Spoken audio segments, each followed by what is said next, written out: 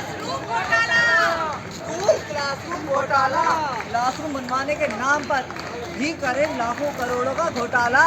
चौथा घोटाला health care घोटाला, मोहल्ला क्लिनिक और अस्पतालों में अनियमितता।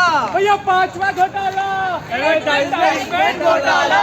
जहाँ घोटाले के नाम पे इन्होंने 20,000 करोड़ का घोटाला कर डाला भैया। बिल्कुल सही कहा भाई साहब आपने।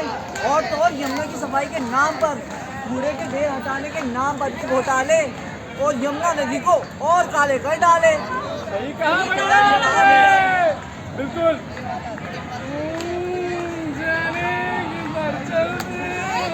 भाई साहब अरे भाई साहब क्यों कहते हो?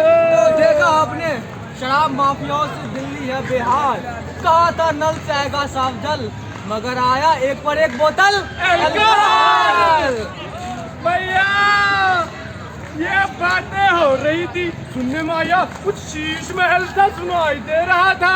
शीश महल, शीश महल, शीश महल। भैया क्या है ये शीश महल? हमें तो नहीं पता भाई साहब, क्या है ये शीश महल? शीश महल तो वो ताजमहल है ना। अरे वही जहाँ केजू रहता है। हाँ, अरे वही। मेरी बात यही नहीं, के बारे में तो बहुत सी अफवाहें सुनी है मैंने। कैसी अब आवाज़ कैसी है? अफवाहें? सच है, सच। सब सच है? हाँ, क्या ये बात सच है कि ये शीश महल 4 सरकारी बंगलों को तोड़ के बनाया गया है? हाँ भाई साहब बिल्कुल ये तो सच हमने है। नहीं सुना भाई साहब। अरे मैंने तो ये भी सुना है कि उसके रखरखाव में 52 करोड़ रुपए भी लगाए गए हैं। हाँ भाई, 52 करोड़। और यही नहीं भैया, वहाँ 6-6 लाख के पर्दे भी तो लगवाए हैं। अरे भैया इतना ही नहीं, फेकरीलाल की बड़ी बड़ी बातें की थी, बच्चों तक की कसम भी खाई थी कि एक बार भैया दिल्ली में मौका दे दो, एमसीडी में मौका दे दो, हम दिल्ली को स्वर्ग बनाएंगे। भैया स्वर्ग तो ना बना दिल्ली, उल्टा क्या बन गया? ना साफ हवा ना साफ पानी। अब तो मुश्किल है भैया अपनी जिंदगानी। भाई साहब मैं तो चला दिल्ली छोड़कर। अरे भाई साहब क्यों क्यों जा रहे हैं? भैया? आप लोगों को नहीं पता क्यों? क्यों भैया बताओ क्यों? ना पार्किंग की सुविधा है, ना ही यहाँ पे रोज रोज का बेलगाम ट्रैफिक जाम। अच्छा और पता है भाई साहब, रोज रोज ट्रैफिक जाम से क्या हो रहा है? क्या हो रहा है? प्रदूषण बढ़ रहा है, प्रदूषण। अच्छा तो प्रदूषण से क्या हो रहा है भैया?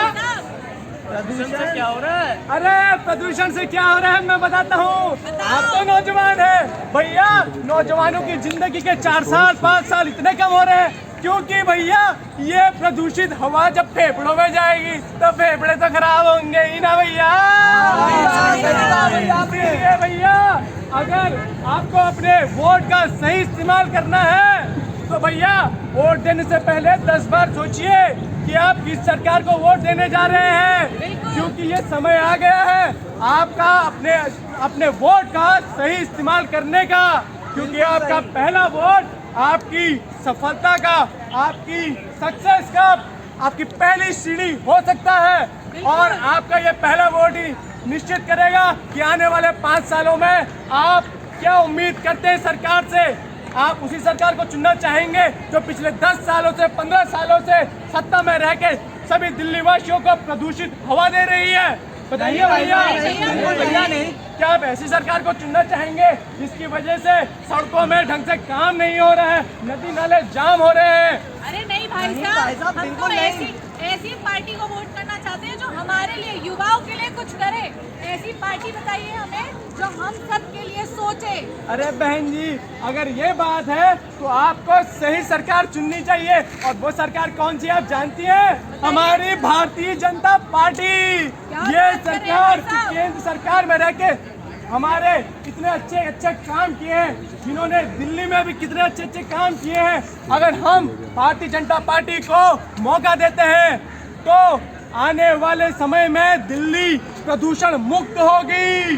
और तो और यमुना को जो साफ करने का इन्होंने वादा किया था जो कभी पूरा ही नहीं हुआ, वो भी पूरा होगा। इस बात की भी गारंटी हमारी बीजेपी सरकार लेती है। तो भैया जागने का समय आ गया, तो जागो दिल्ली जागो, अपने वोट का सही इस्तेमाल करो और सही सरकार को चुनो।